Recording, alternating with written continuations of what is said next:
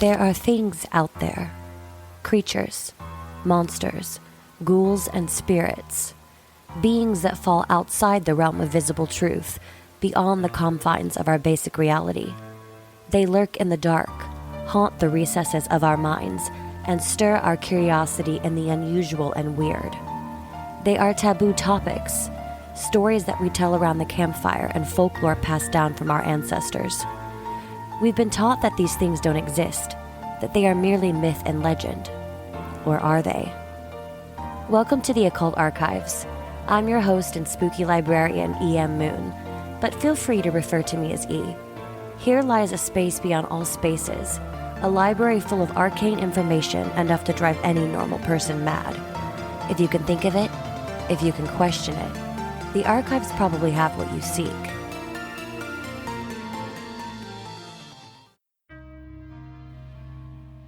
I dug through the annals of the archives and the darkest depths of the interwebs to bring you tonight's episode. Slender Man. Is he just a figment of our imagination? A fictitious creepypasta character? Or something much more terrifying? The Slender Man is a fictional supernatural character that originated as a creepypasta internet meme created by something awful forum user Eric Knudsen, also known as Victor Surge, in 2009. He is depicted as a thin, unnaturally tall humanoid with a featureless white head and face wearing a black suit. If you've seen pictures, then you know exactly what I'm talking about here. Because the Slender Man's fictional mythology has evolved without an official canon for reference, his appearance, motives, habits, and abilities are not fixed, but change depending on the storyteller. He is more commonly described as very tall and thin, with unnaturally long, tentacle-like arms, or just mere tentacles, which he can extend to intimidate or capture prey. In most stories, his face is white and featureless, but occasionally his face appears differently to anyone who sees it. He appears to be wearing a dark suit and tie. The Slender Man is often associated with the forest and/or abandoned locations, and has the ability to teleport. Proximity to the Slender Man is often said to trigger a slender sickness, a rapid onset of paranoia, nightmares, and delusions accompanied by nosebleeds. Early stories featured him targeting children or young adults. Some featured young adults driven insane or influenced to act on his behalf. Others included the idea that investigating the Slender Man will draw his attention. The web series Marble Hornets established the idea of proxies, who were humans who fall under the Slender Man's influence. Initially depicted as simply violently insane, they came to be portrayed as puppets of the Slender Man. Marble Hornets also introduced the idea that the Slender Man can interfere with video and audio recordings, as well as the Slender Man symbol, which I will post a picture of on the podcast Facebook page for you to take a look at, which became a common trope of Slender fiction. Graphic violence and body horror are uncommon in the Slender Man mythos, with many narratives choosing to leave the fate of his victims obscure. Shira Chess notes that it is important to note that few of the retellings identify exactly what kind of monster the Slender Man might be, and what his specific intentions are. These points all remain mysteriously and usefully vague. We'll get back to Marble Hornets and their stories on the Slender Man in a little bit, for that is how I discovered this terrifying creature, and their videos really made an impact on me and my interest in this being. But let's continue with a little bit of history. As far as the origin goes, the writings of H.P. Lovecraft influenced the creation of the Slender Man. The Slender Man was created on June 10, 2009, on a thread in the Something Awful internet forum. The thread was a Photoshop contest in which users were challenged to create paranormal images. Forum poster Eric Knudsen, under the pseudonym Victor Surge, contributed 2 black and white images of groups of children to which he added a tall, thin, spectral figure wearing a black suit. Although previous entries had consisted solely of photographs, Surge supplemented his submission with snatches of text, supposedly from witnesses, describing the abduction of the groups of children and giving the character the name, the Slender Man. The quote under the first photograph read, "We didn't want to go. We didn't want to kill them. but its persistent silence and outstretched arms horrified and comforted us at the same time. 1983, photographer unknown, presumed dead. The quote under the second photograph read, "One of 2 recovered photographs from the Sterling City Library blaze, notable for being taken the day which 14 children vanished, and for what is referred to as the Slender Man.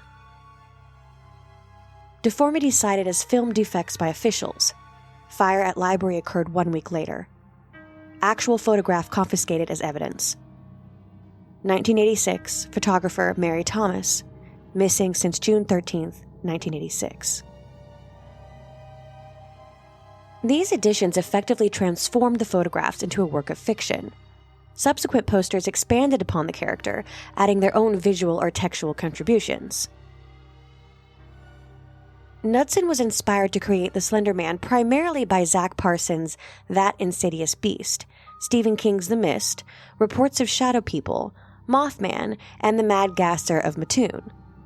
Other inspirations for the character were the tall man from the 1979 film Phantasm, H.P. Lovecraft, the surrealist work of William S. Burroughs, and the survival horror video games Silent Hill and Resident Evil. Knudsen's intention was to formulate something whose motivations can barely be comprehended, and which caused unease and terror in a general population.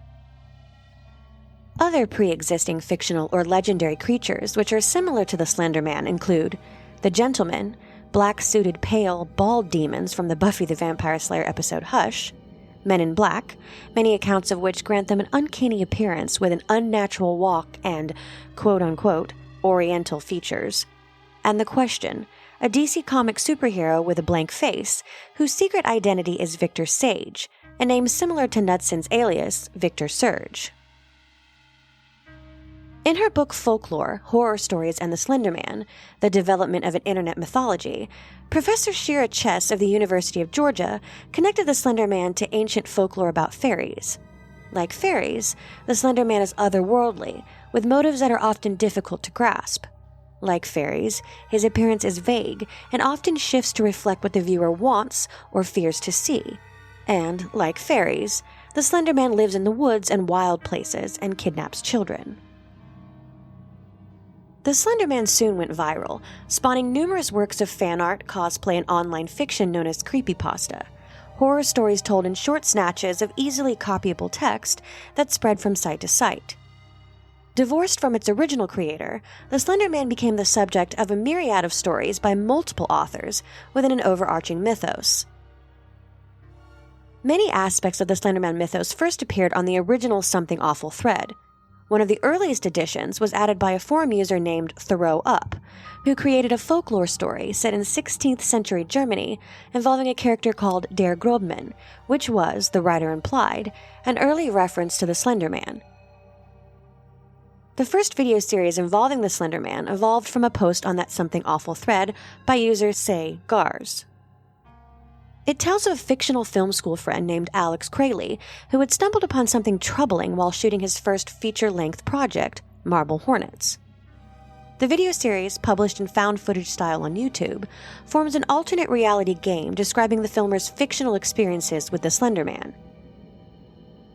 The ARG also incorporates a Twitter feed and an alternate YouTube channel created by a user named To The Ark. As of 2013, Marble Hornets had over 250,000 subscribers around the world and had received 55 million views. Other Slender Man-themed YouTube serials followed, including Everyman Hybrid and Tribe 12. In 2012, the Slender Man was adapted into a video game titled Slender: The 8 Pages, and the official website crashed after too many people tried to download the game. Several popular variants of the game followed, including Slender Man's Shadow and Slender Man for iOS, which became the second most popular app download.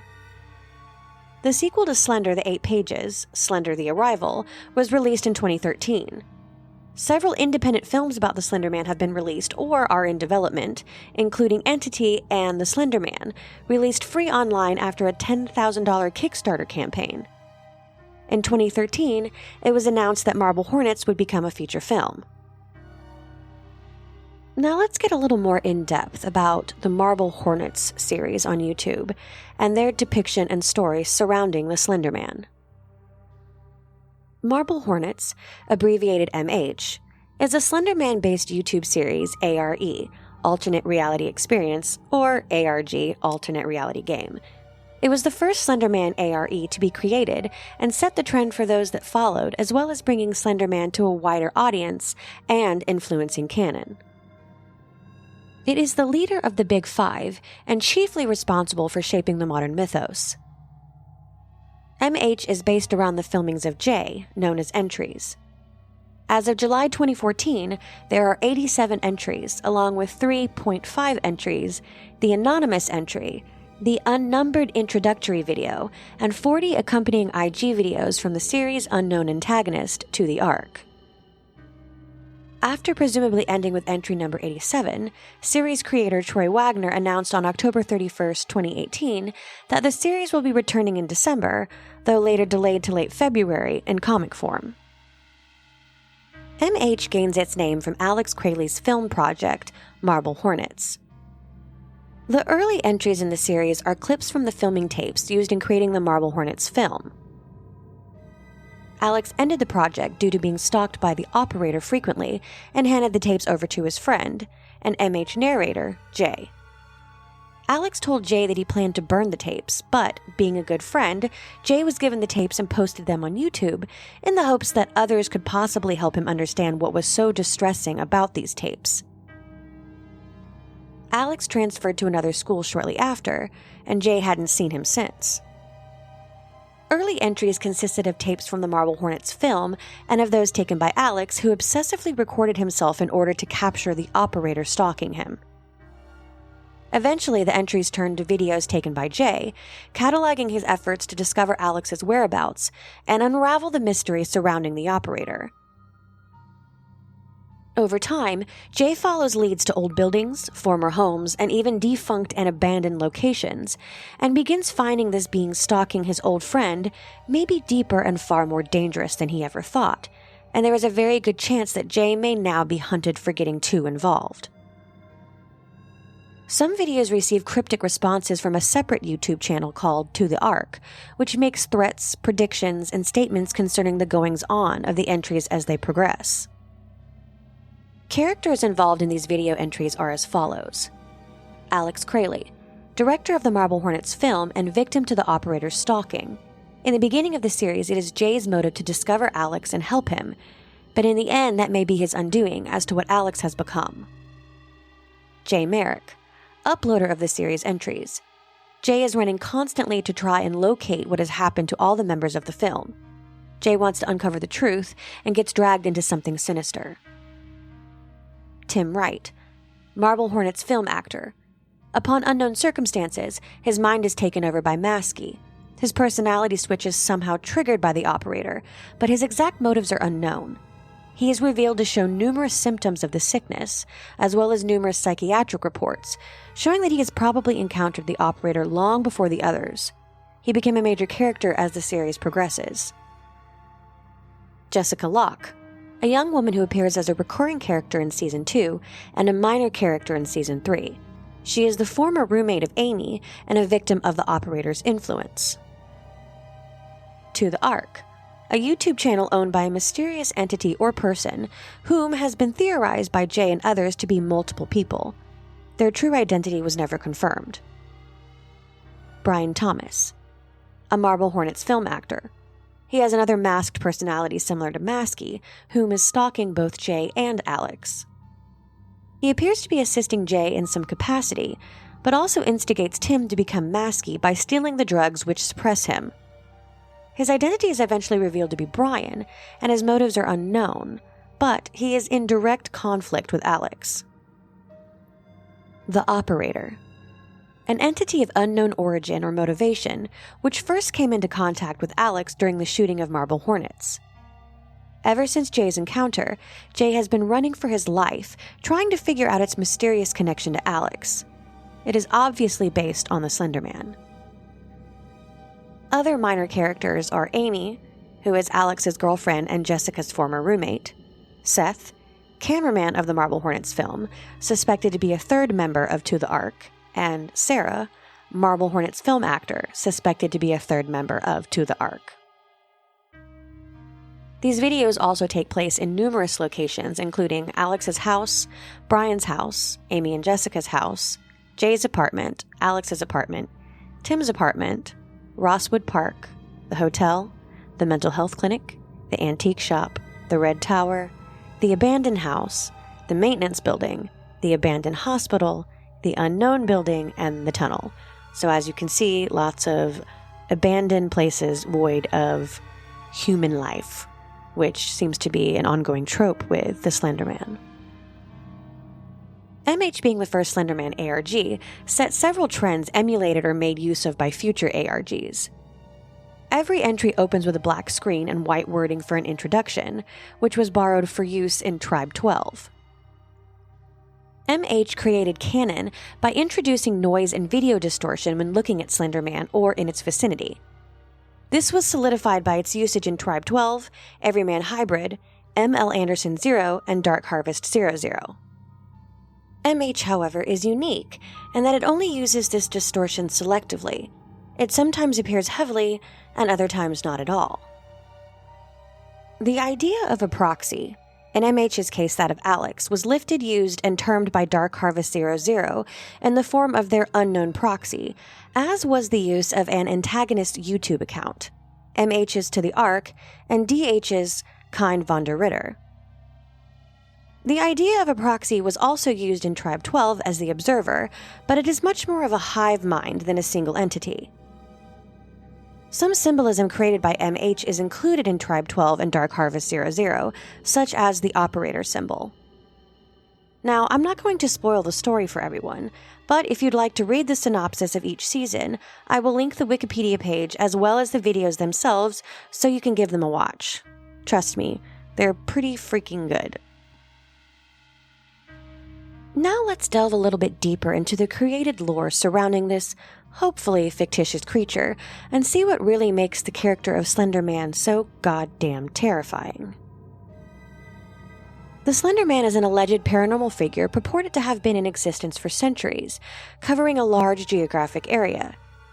Believers in the Slender Man connect his appearance with many other legends around the world, including Fear Dub, or the Dark Man in Scotland, the Dutch Takenman, Branch Man, and the German legend of Der Grobman, or Der Grossman, the Tall Man.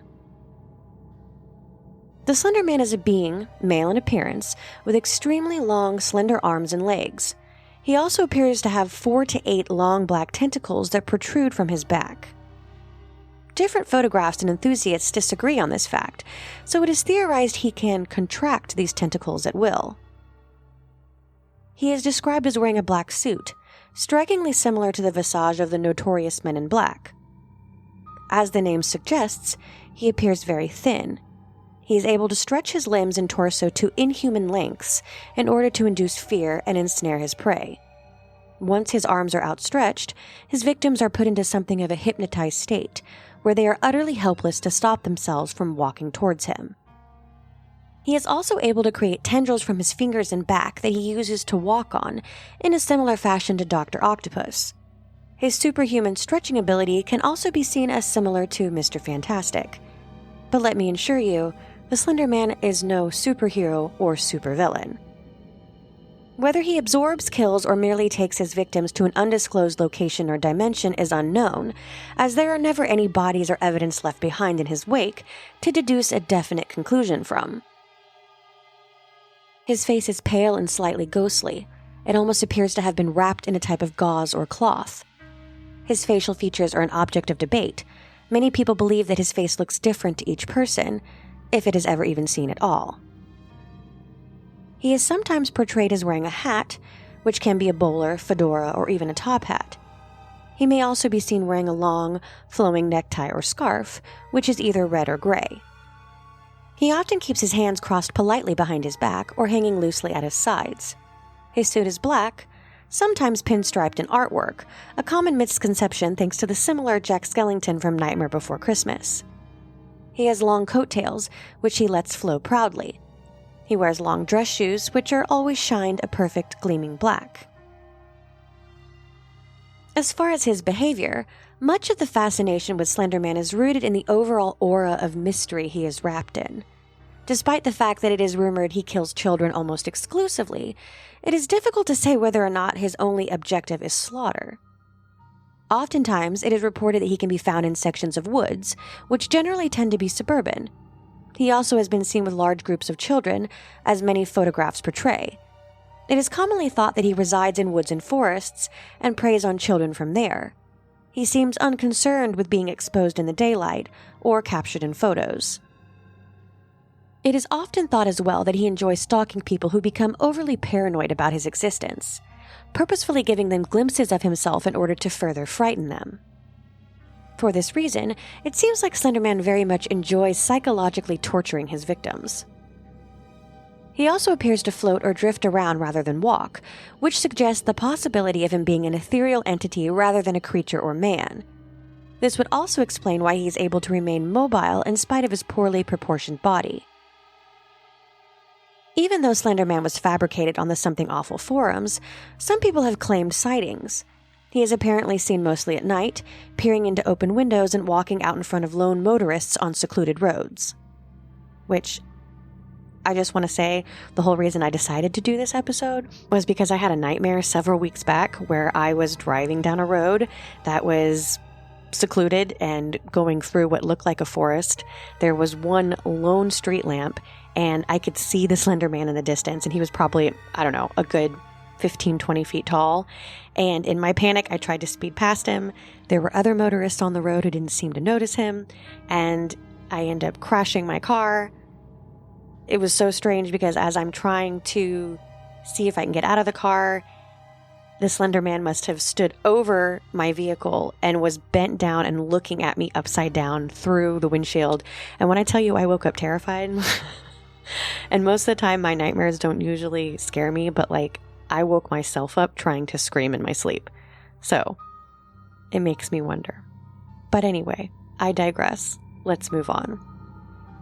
His main intentions appear to be kidnapping children, as when he is seen near them in photographs, they usually disappear shortly afterwards. Obviously, the Slender Man has also inspired many stories, such as those of marble hornets. In the end, though, his purpose remains unknown.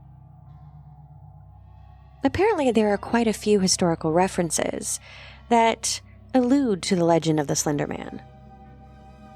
The earliest argued reference to the legend of the Slender Man is within the cave paintings found in the Serra da Capivara National Park in the northeast of Brazil, which are believed to date from as far back as 9000 BC.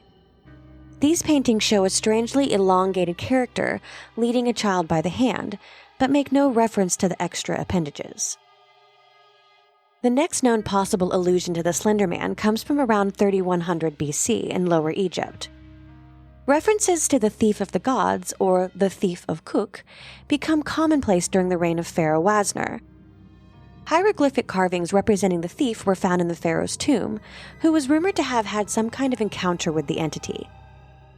The carving resembles a strange figure with multiple upper limbs, and that has never been found in any other hieroglyph language. Renowned German woodcutter Hans Freckenberg created at least 2 woodcuts featuring a character he described as Der Ritter, the Knight, during the mid-16th century, which were eventually discovered in Halsberg Castle in 1883. Whilst Freckenberg was well known for his realistic depiction of human anatomy, something that was unusual among woodcuts of the time, these pictures featured a skeletal, multi-limbed character. Historians are unsure of its exact symbolic nature. Some claim it is a personification of the religious wars that raged in Europe at the time, while others say it represents the little-known plagues that have been believed to be the reason for the mysterious abandoning of the Halsberg Castle, as well as the nearby village in 1543. However, many insist that Freckenberg was attempting to represent Der Grobman, the tall man. According to legend, he was a fairy who lived in the Black Forest.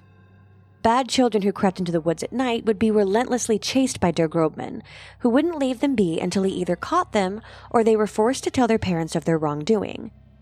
This is a chilling account from an old journal of this era, dated to about 1702.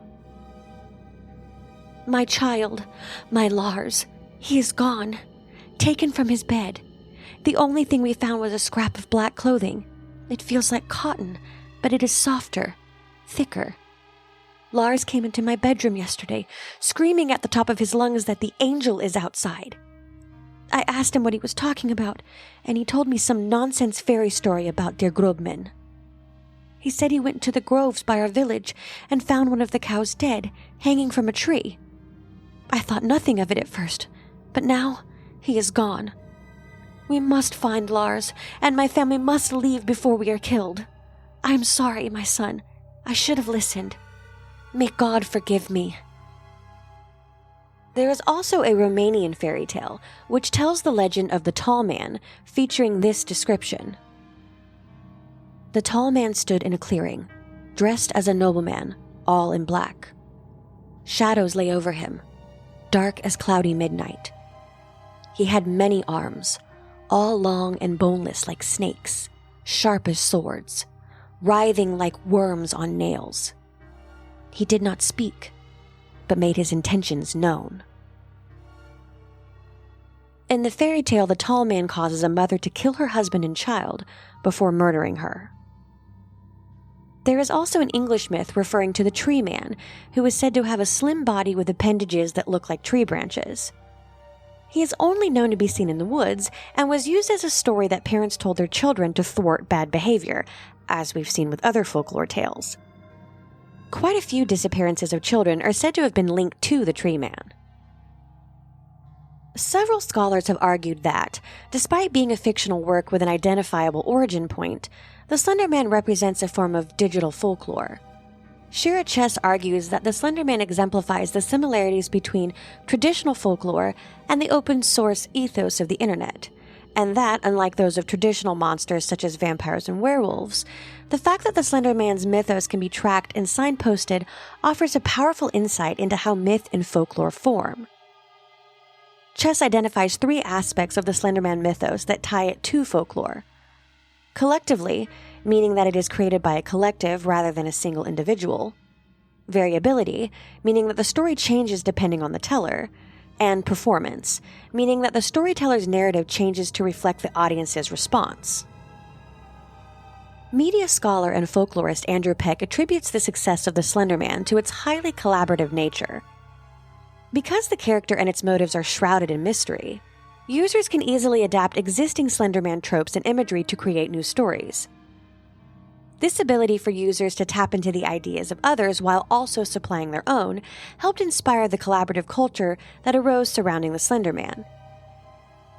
Instead of privileging the choices of certain creators as canonical, this collaborative culture informally locates ownership of the creature across the community. In these respects, the Slender Man is similar to campfire stories or urban legends, and the character's success comes from enabling both social interaction and personal acts of creative expression. Although nearly all users understand that the Slender Man is not real, they suspend that disbelief in order to become more engrossed when telling or listening to stories. This adds a sense of authenticity to Slender Man legend performances and blurs the lines between legend and reality, keeping the creature as an object of legend dialectical. This ambiguity has led some to some confusion over the character's origin and purpose.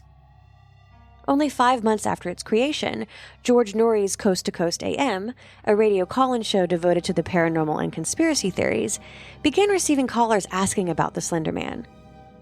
2 years later, an article in the Minneapolis Star-Tribune described his origins as difficult to pinpoint. Eric Knudsen has commented that many people, despite understanding that the Slender Man was created on the Something Awful forums, still entertain the possibility that he might be real. Shira Chess describes the Slender Man as a metaphor for helplessness, power differentials, and anonymous forces. Peck sees parallels between the Slender Man and common anxieties about the digital age, such as feelings of constant connectedness and unknown third-party observation. Similarly, Ty Van Horn, a writer for The Elm, has suggested that the Slender Man represents modern fear of the unknown. In an age flooded with information, people have become so unaccustomed to ignorance that they now fear what they cannot understand. Troy Wagner, the creator of Marble Hornets, ascribes the terror of the Slender Man to its malleability. people can shape it into whatever frightens them most. Tina Marie Boyer noted that the Slender Man is a prohibitive monster, but the cultural boundaries he guards are not clear. Victims do not know when they have violated or crossed them. Andrew Peck also considers the Slender Man to be an authentic form of folklore and notes its similarity to emergent forms of offline legend performance. Peck suggests that digital folklore performance extends the dynamics of face-to-face performance in several notable ways, such as by occurring asynchronously, encouraging imitation and personalization, while also allowing perfect replication, combining elements of oral, written, and visual communication, and generating shared expectations for performance that enact group identity despite the lack of a physically present group. He concludes that the Slender Man represents a digital legend cycle that combines the generic conventions and emergent qualities of oral and visual performance with the collaborative potential of networked communication. Jeff Tolbert also accepts the Slender Man as folkloric and suggests it represents a process he calls reverse ostension. Ostension in folkloristics is the process of acting out a folk narrative.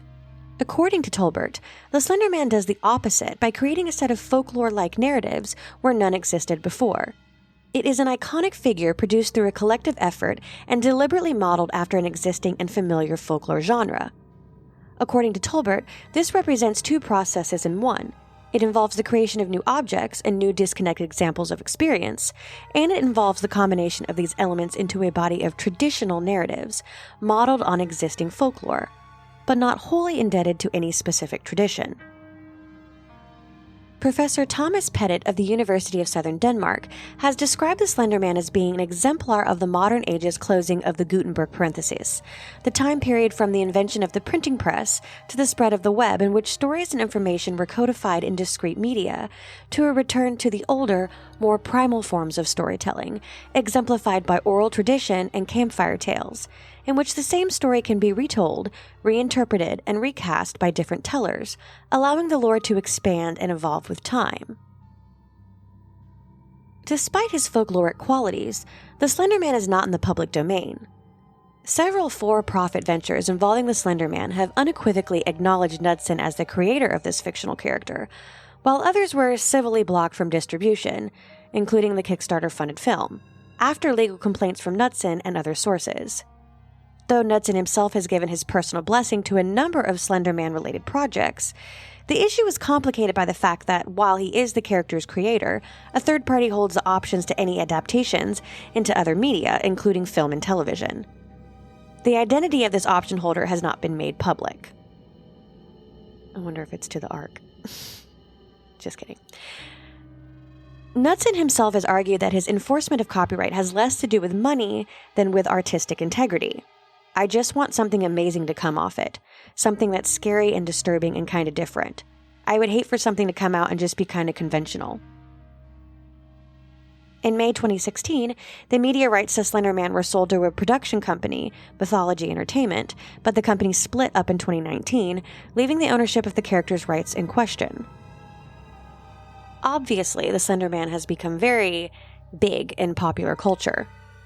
In 2011, Marcus Notch Persson, creator of the sandbox indie game Minecraft, added a new hostile mob to the game, which he named the Enderman, when multiple users on Reddit and Google+ commented on the similarity to the Slender Man.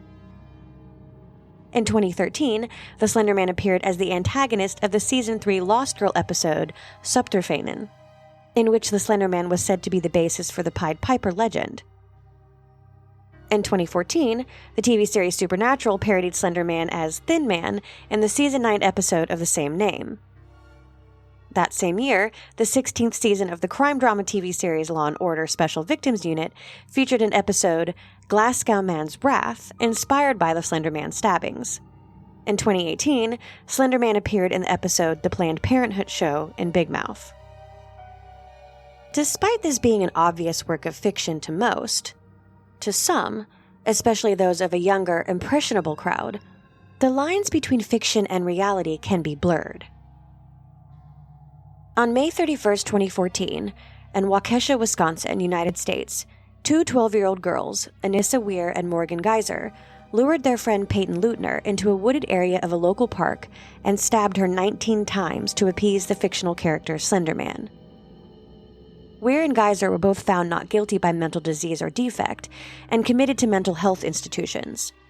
Weir received a sentence of 25 years to life, and Geyser was sentenced to 40 years to life. After 7 years in custody, Weir was granted early release and will be under supervision until age 37. The stabbing took place on May 31, 2014, during a game of hide-and-seek in heavily wooded Davids Park near Waukesha, Wisconsin.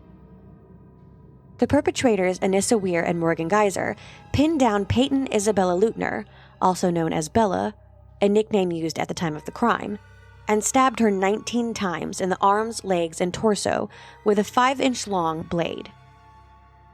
2 wounds were to major organs. One stab wound missed a major artery by less than a millimeter, and another went through her diaphragm, cutting into her liver and stomach. After the attack, Weir and Geyser told Leutner to lie down while they found help, which they did not do. Afterwards, Leutner dragged herself to a nearby road, where she was found by a cyclist who called emergency services.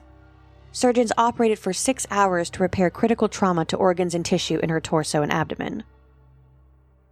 5 hours after the attack, Weir and Geyser were apprehended by police near Steinhoffel's furniture store on Interstate 94, approximately 4.9 miles from the attack location. They were in possession of the knife used in the stabbing, which was found by police in a bag they carried. They said they were traveling to meet Slender Man at his home called Slender Mansion in the Nicollet National Forest, 200 miles from where they were apprehended.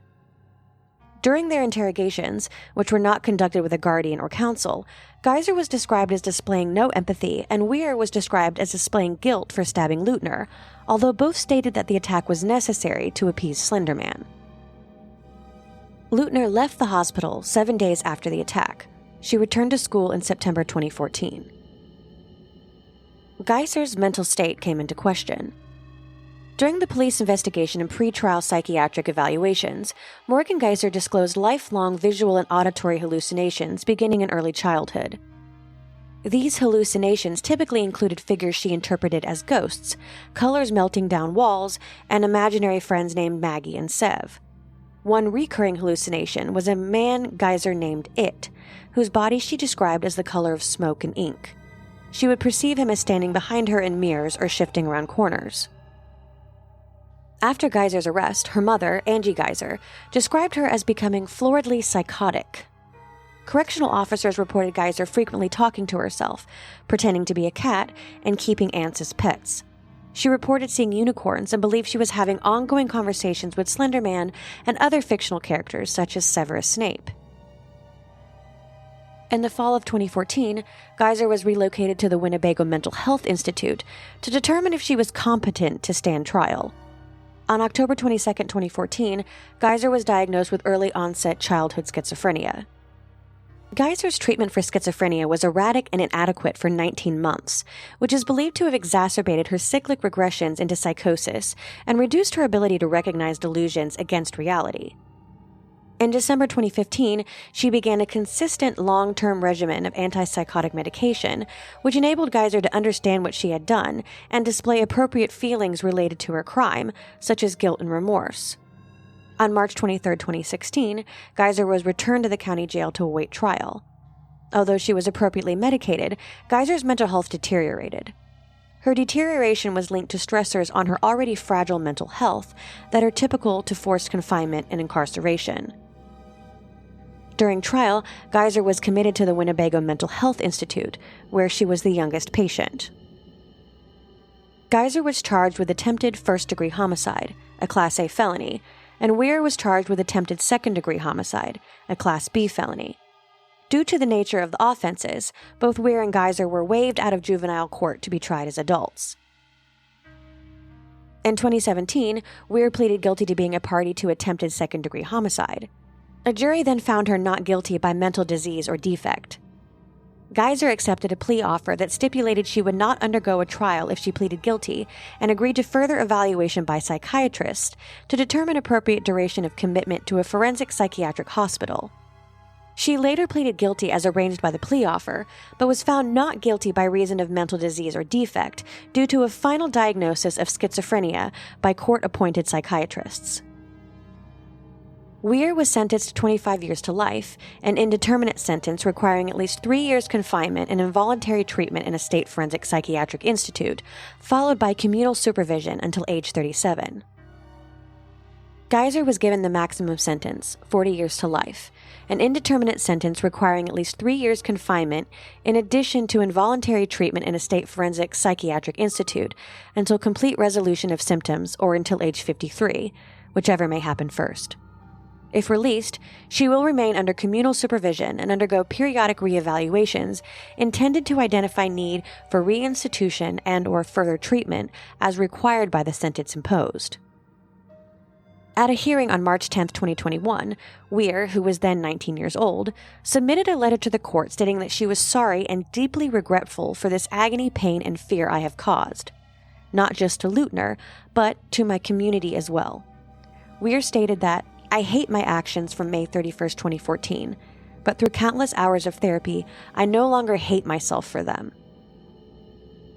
On July 1, 2021, Waukesha County Judge Michael Boren ordered Weir released from the Winnebago Mental Health Institute, gave state officials 60 days to draft a conditional release plan, and required that Weir be assigned Wisconsin Department of Health Services case managers to supervise her progress until she is 37 years old, the length of her commitment. On September 13, 2021, Weir was released with multiple stipulations, including 24-hour GPS monitoring that required her to request permission before leaving Waukesha County. On September 11, 2023, the GPS stipulation was removed. Weir's internet use is restricted and monitored.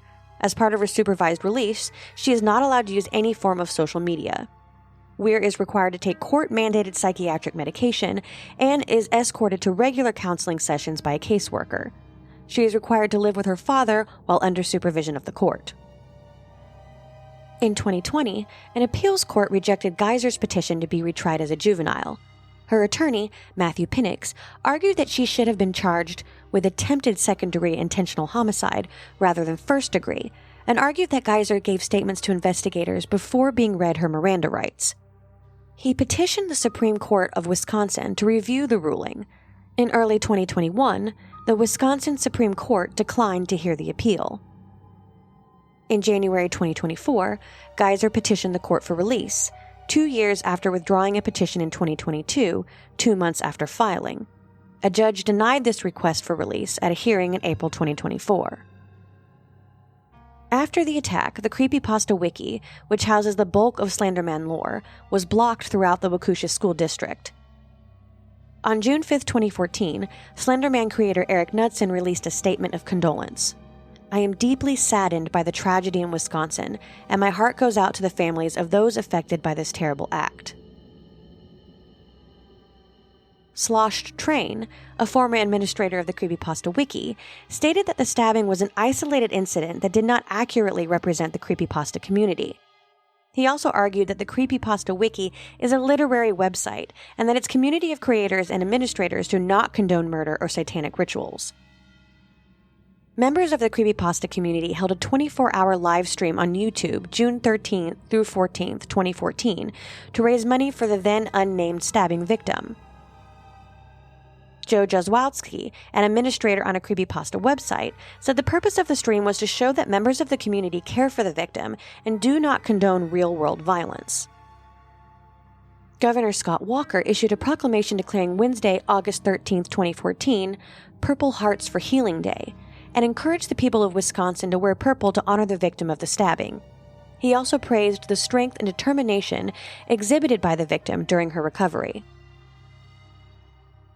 On August 29, 2014, the city of Madison, Wisconsin, held a one-day bratwurst festival to honor the still unnamed survivor of Weir and Geyser's attack. Hot dogs and bratwurst were sold to raise money towards the survivor's medical costs. The event was run by over 250 volunteers and raised over $70,000. On October 24, 2019, survivor Peyton Leutner, then 17 years old, spoke publicly about her experience for the first time to ABC's 2020. She discussed her scars, saying, I don't think much of them. They would probably go away and fade eventually. She described how she met Geyser in 4th grade and became her friend because Geyser was alone a lot and Leutner wanted her to feel less alone. She also reported how Weir, who Geyser introduced to Leutner, had seemed jealous of the friendship between her and Geyser. When asked what she would say if she ever saw Geyser again, Leutner replied she would thank her because the attack inspired Leutner to pursue a career in medicine. In September 2021, after Weir's release, it was reported that Leutner no longer lived in Waukesha County and was attending an undisclosed college as a sophomore student. The stabbing generated extensive public debate about the role of the internet in society and its effect on children. Waukesha Police Chief Russell P. Jack argued that the stabbing should be a wake-up call for all parents, because although the internet is full of information and wonderful sites that teach and entertain, it can also be full of dark and wicked things. John Egelhoff, a retired agent of the Federal Bureau of Investigation, argued that the internet has become a black hole that risks exposing children to a more sinister world. Egelhoff suggested that parents should monitor their children's internet use and educate them on the difference between right and wrong, which to me is a no-brainer. Shira Chess, an assistant professor of mass media arts at the University of Georgia, described creepypasta as no more dangerous than stories about vampires or zombies. She argued that creepypasta websites are beneficial as creative communities that provide feedback and help participants become better writers. A documentary film on the incident called Beware the Slender Man was released by HBO Films in March 2016 and was broadcast on HBO on January 23, 2017. A season 16 episode of Law & Order Special Victims Unit, titled Glasgow Man's Wrath, is loosely based on the event, like I mentioned before, as well as the Criminal Minds episode The Tall Man, which aired on October 31, 2018.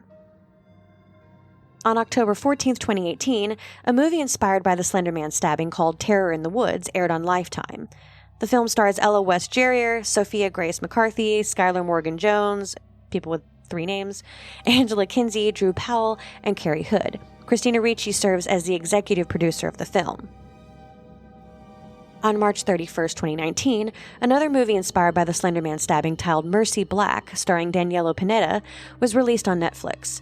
Directed by Owen Edgerton and produced by Blumhouse Productions, it tells the story of 2 girls with pre-schizophrenia who attempt to murder their friend, believing that a spirit named Mercy Black will offer them a gift in return. Later, the protagonist is released from psychiatric care and must confront the real and paranormal consequences of her actions. And let me just stop here and say that we have to be really careful when throwing mental health issues in with fiction, because it can demonize people with those problems, and schizophrenia generally does not lead to people being violent in this way. I feel like Morgan's case is an exception and not the rule generally, just as an aside. But the stabbing in Waukesha spawned a nationwide moral panic over Slender Man across the United States. Parents nationwide became worried about the potential dangers that stories about Slender Man might pose to their children's safety. Russell Jack, the police chief of Waukesha, warned that the Slender Man stabbing should be a wake-up call for all parents. Like I said, that the internet is full of dark and wicked things. Many media outlets publicized Jack's warning.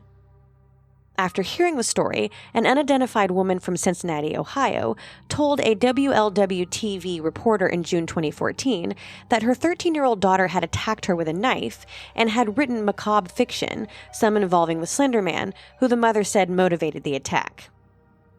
On September 4, 2014, a 14-year-old girl in Port Richey, Florida, allegedly set her family's house on fire while her mother and 9-year-old brother were inside.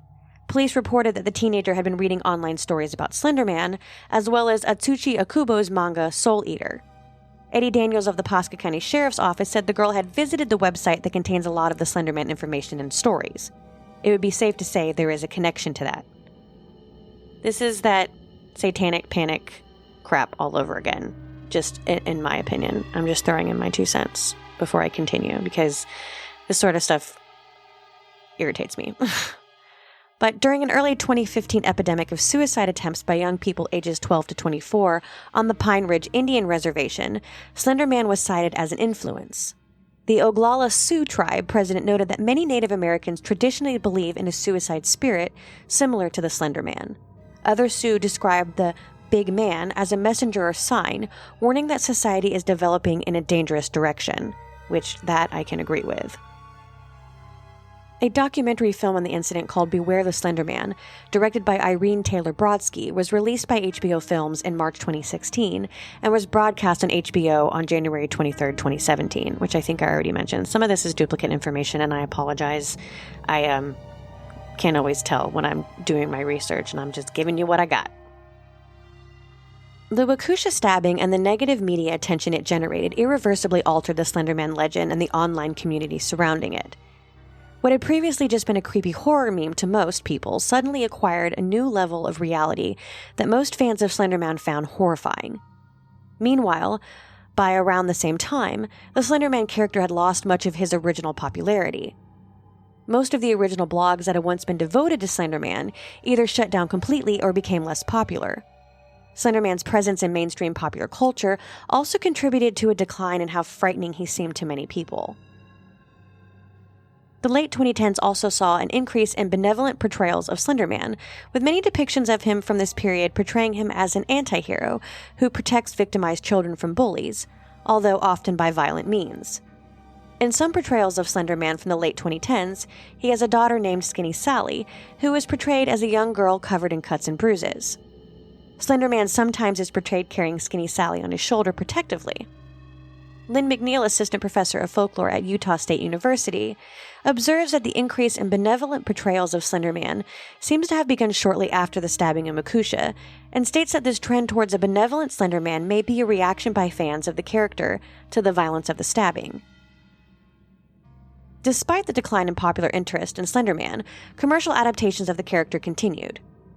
In 2015, the film adaptation of Marble Hornets titled Always Watching, A Marble Hornet Story, was released on VOD, where the character was portrayed by Doug Jones, who, he's like one of my favorite character actors. He's literally like all my favorite people in costumes. If you don't know who Doug Jones is, like, what are you even doing with your life? But yet again, I digress. In 2016, Sony Pictures' subsidiary Screen Gems partnered with Mythology Entertainment to bring a Slender Man film into theaters with the title character portrayed by Javier Botet. The film generated considerable controversy soon after it was announced, with many accusing the filmmakers of trying to capitalize off the Waukesha stabbing. Bill Weir, the father of Anissa Weir, stated, "It's absurd that they want to make a movie like this. All we're doing is extending the pain all three of these families have gone through." The progressive advocacy group Care2 created an online petition which received over 19,000 signatures, demanding that the film not be released, labeling the film crass commercialism at its worst, and a naked cash grab built on the exploitation of a deeply traumatic event and the people who lived it. Sony representatives insisted that the film was based on the fictional character that had become popular online and not on the Waukesha stabbing.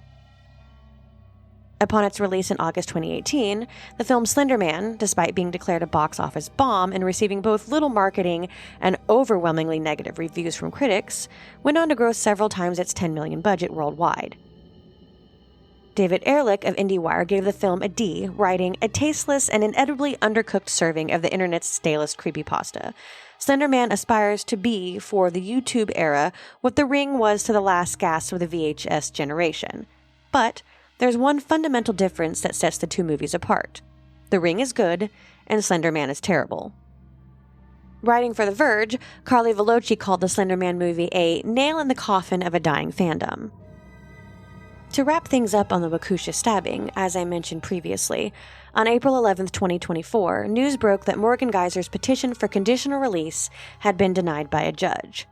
The article states, Waukesha County Judge Michael Boren has denied Slender Man stabber Morgan Geyser's request for conditional release from Winnebago Mental Health Institute. Under these circumstances, this court satisfied that the scales tip in the favor of the public, and it tips that way by clear and convincing evidence. So in the matter, after hearing all the credible evidence, which I'm satisfied was very well presented by both the state as well as the defense, I am satisfied that the petition should be denied, said Boren, who has been on the case since 2014. Geyser was sentenced to 40 years of mental institutional care, but had said she had improved enough to be safely released. The state said Thursday that although there had been improvements, it did not believe she should be released at this time. The doctors who testified Thursday were split on whether she's ready. The fact that these clinical factors continue to exist and are quite prominent, that raises concerns for me about her readiness, clinical psychologist Dr. Brooke Lundbaum said. Morgan has improved quite dramatically and needs things the institution can no longer offer, psychiatrist Dr. Kenneth Robbins testified. It was nearly 10 years ago that a 12-year-old Geyser and Anissa Weir, also 12, stabbed their middle school classmate nearly to death in Waukesha. They left her for dead, but the victim, Peyton Leutner, survived 19 stab wounds. The girls' stunning explanation was they believed the only way to protect their loved ones from the fictional horror character Slender Man was to kill. Weir was granted her conditional release in 2021. Under state law, Geyser can make the release request again in as little as 6 months, and her lawyer said afterward to expect it. Yeah, I think we'll pursue it in 6 months. I think she's making progress, and the doctors hinted at that, so I would expect so, attorney Anthony Cotton said. I will attach a link in the notes with this so you can watch the judge's ruling in Morgan Geyser's petition for release. To add, there is also actually a really good interrogation video on YouTube involving Anissa Weir and Morgan Geyser's police interrogation after the stabbing, and paints a rather upsetting and distressing picture about not only the girl's mental health, but how easily fictional things can be taken as reality, and how simple it can be, for children especially, to fall prey to stories like this where the lines can be blurred between what is real and what isn't. And that's like what I said, censoring things on the internet is not the way to go, but us as parents need to keep an eye on our children and teach them right from wrong. That's really where things need to begin. So, what are your feelings on the Slender Man story? Just another creepypasta created to scare and disturb? Or has it evolved into something else? It definitely has a cult following and has become quite the horror phenomena, but is there more to it? Like I mentioned before in other episodes regarding the idea of a thought form or tulpa, have we as humans, a collective hive mind, somehow given life to a fictional character? A made-up story that has no factual evidence in the here and now, our reality as we know it, but has somehow become so real in some of our minds that it pushed people to do atrocious things, maybe even catapulted this horrifying being from the world of make-believe into our world of tangible creation. Most likely, it's just the former, but somewhere in the back of your mind, you might wonder if it's true. A fear that you might look out the window late at night and see an unnaturally tall, spindly, faceless character in a sharp black suit, undulating underneath a street lamp as it watches you silently from the shadows. That's all for tonight's episode. If you'd like to support the archives, you can do so by visiting our Buy Me a Coffee at buymeacoffee.com/inkdrinkerarchives. If you're into witchy apothecary goodies, you can support us by purchasing some wares from our shop, inkdrinkerapothecary.storeenvy.com.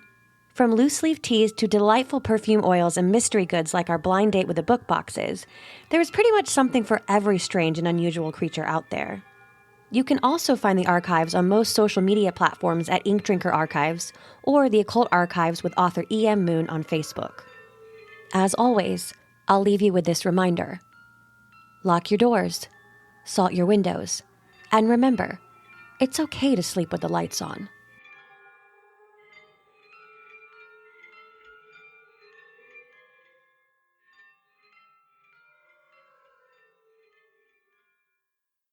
I'm tacking this on to the end because I didn't want to have to make a completely new end credits, but we now have merchandise up on Threadless. We have 3 different shirts to choose from in all sorts of different sizes and actually different products, not just shirts. You can get like phone cases and stuff like that, but really I'm mainly excited about the shirts. So if you guys would like to buy an Occult Archives podcast shirt and rep your initiation into the cult of the Occult Archives library, that would be awesome.